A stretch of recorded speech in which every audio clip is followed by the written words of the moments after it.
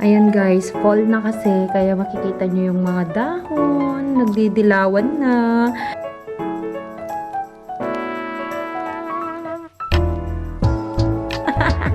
Buti na binuksan ko tong box na to, basura pala laman nito. Good morning everyone, welcome back to another vlog! Today is my day off, second day of my off. Kahapon natulog lang ako. Grabe, nakatulog ako ng mga 11 or 12. Nagising ako ng mga 8. Tapos, nakatulog ulit ako. Tapos nagising ako ng 2 a.m. kanina pa. So, it's already, I think, 8 a.m. or 7 a.m. Ayan guys, fall na kasi. Kaya makikita nyo yung mga dahon. Nagdidilawan na. Nandito, namulaklak na rin tong mga to. Tapos pati yung succulent doon. Ayan. Ganda.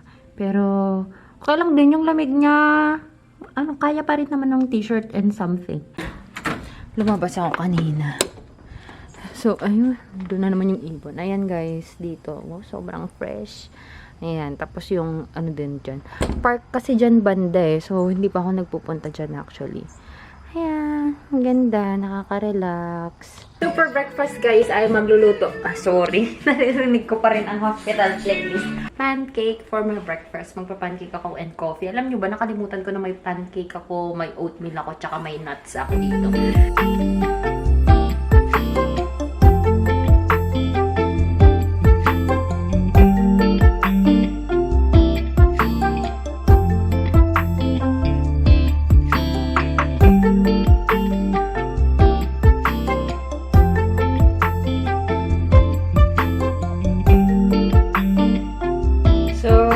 Guys, yung aking pancake na niluto. Meron tayong 1, 2, 3, 4, 5. Yung isa kinain ko na, tapos yung isa nandito. Ito guys, para hindi sayang yung effort ko ba na nagluluto at paghuhugas na naman. Nagluto na ako ng mas marami and then i-freeze ko na lang siya para ready to toast na lang siya. And for my breakfast, pancake and then sausages, chicken sausage. Tapos magko-coffee na lang ako. Still waiting for my water. Pinapainit ko pa. And then, yung coffee ko is this one. Nescafe Creamy White. Ayan. Baon ko pa yan. Galing Pinas, guys. Tapos, for my pancake, this is the sugar-free na syrup, na pancake syrup. Yeah, that's it for my breakfast. Kain tayo, guys. Nung nag-breakfast kami dun sa... Saan ba kayo nag-breakfast? Dito sa restaurant dito. Sa Zimis. Ano siya? Ang sarap ng chicken sausage nila. Tsaka yung sauce nila. Kasi hindi ganito yung sausage. Yung parang flat na sausage. Ganun. While watching guys, pinapanood ko yung Mr. Sunshine. Ayan.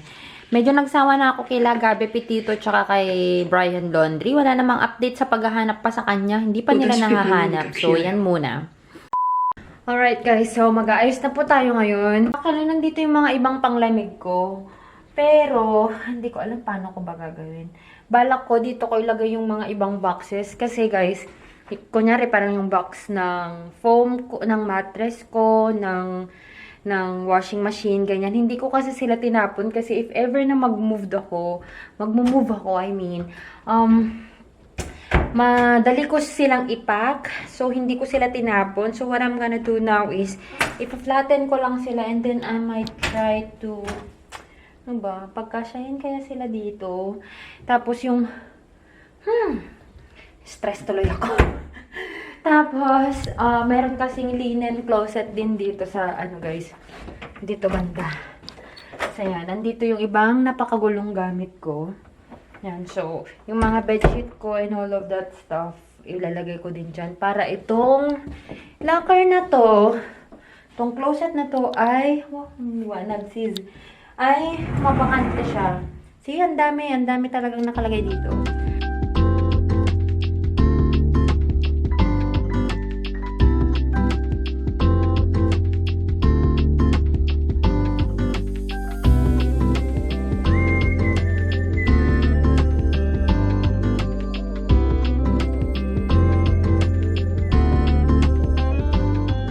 OMG guys, tingnan nyo.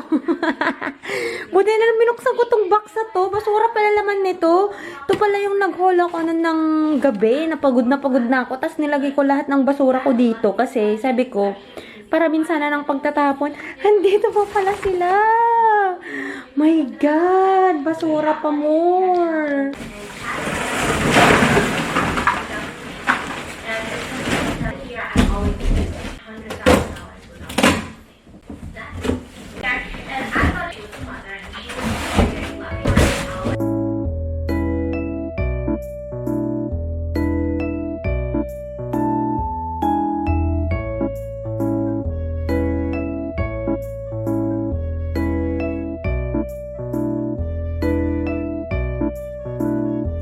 Almost done na ako, guys. Ito na yung mga na-segregate ko. Actually, tatagalan ako sa pag-segregate niyan. Ito, yung mga pupunta sa recycle bin. Ayan, kasi kailangan naka-separate yan. Tapos yung nakasupot na yun, yun yung sa regular lang na trash bin. So, itong rice, kukunin ko na lang siya. And I will bring it sa kitchen, guys. Samantalang nung nasa Pinas ako, libre ang rice ko. Libre ang rice, libre ang meat. Lahat galing sa Ilocos. So, ayan guys, natapos na po ako sa paglilinis dito sa aking kitchen. Tapos, dito sa linen closet. Ayan, sa linen closet. Tsaka dito sa winter closet. Tapos, dito yung mga towels ko. Tsaka yung mga extra linen nandyan. Tapos, mga pang skincare, body care, ito naman hair care. Tapos ito yung laman nitong box ng plancha is yung mga pabango dito sa bahay, pang spray. And all of that. Tapos ito yung plancha ko. Ito walang laman to. So dyan lang muna sila. Dito naman guys sa my closet, winter closet coat, closet. Andito na yung mga aking luggages. Diba nakita nyo siguro kanina dun sa time-lapse ko. Nilagay ko yung mga karton. Pero, naalala ko, may basement pala ako, guys. Nilagay ko na sila sa basement. Kasi yung basement, wala na, para kasing may extra na kwarto dun. Wala namang nakalagay dun. So, dun ko na lang nilagay ang aking mga boxes ng mga appliances. Ngayon, guys, ayokong mamili ng mga kung ano-ano. Kasi, una, hindi ko alam kung dito ba ako mag-stay ng mas matagal. Yun mo yun. Parang feel ko pa kung gusto ko talaga dito sa lugar. Though the neighborhood, the facility na pinag-workan ko is really great naman. At saka guys, ayoko ng ang daming clutter. Pag ang daming gamit, ang daming clutter, gusto ko yung maaliwalas yung bahay. Ang mga hilig ko ngayon guys, yung mga cooking, mga kitchen utensils. Mga ganyan yung mga pinagbibili ko. Yung mga decor. Ayun pala, hindi ako bumibili masyado ng mga decor. Kahit yung nung nasa Pinas pa ako. Kasi magdadagdag lang yan na ano. Ang binili ko nga lang na decor, ito guys, oh. Tapos, mga lagayan ko yan ng mga kung ano-ano. Mga chocolate ako dyan, charger, and all of that. Yan. Parang yan lang talaga yung decor ko. Ang gusto kong bilhin, yung something na may gamit siya, useful siya, na maganda siya sa paningin. Alam mo yun? Para yung hindi lang ang main purpose niya is maging decoration. Hey guys, so if you've reached the end of this video, ayan, shoutout time na naman po tayo para po sa mga nag-comment po sa video ko na may dining table na, may grocery pa. Ayan, shoutout po kay Mary Diana. Hello. Sabi niya na, finally nakapag-off na daw siya. Grabe talaga, patayan talaga ang duty sa Pinas. Kinakumusta niya kung ano daw yung patient ratio namin dito. The patient ratio here is 1:3. Yun yung sinasabi nila kapag interview, 1:3. Which is, oo naman, totoo. Pero, madalang lang ako na nagkakaroon ng, siguro yung pinaka-average ko na is 3 to 4 patients. Madalang na nagkakaroon ako ng 5 to 6. Once pa lang ako na nagkaroon ng 6 patients.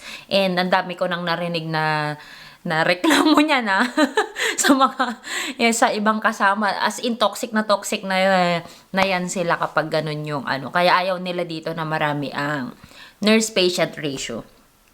Para sa safe practice, para sa safety din kasi ng patient tsaka ng nurse. And another shout out to Ronnie Caberto, Raymond Caberto, Sis Manilyn Gonzalez, and kay It's Me Cherry. Ayan. Ngayon ko lang na-realize na parang hindi ako nakapag-reply sa mga comment na to. Kaya magko-comment ako ngayon, magre-reply ako ngayon. So if you wanna be included sa mga susunod pa na vlog, guys, kayo po ay dapat mag-comment dito. The word is dapat, must. And kailangan lang po mag-comment para po ma-include kayo sa mga susunod na vlogs. And thank you so much, guys, for always tuning in and for always watching my videos and sa pagko-comment and sa pagme-message din sa akin sa Facebook. Alam mo yun, kahit mag-isa ako dito, at least may nakakausap ako. And yun, guys, if you haven't subscribed to this channel yet, please do subscribe. And if you haven't followed me yet on my Instagram and on my Facebook, the name is Joy of Mia. And that's it. I'll talk to you guys on my next one. Bye!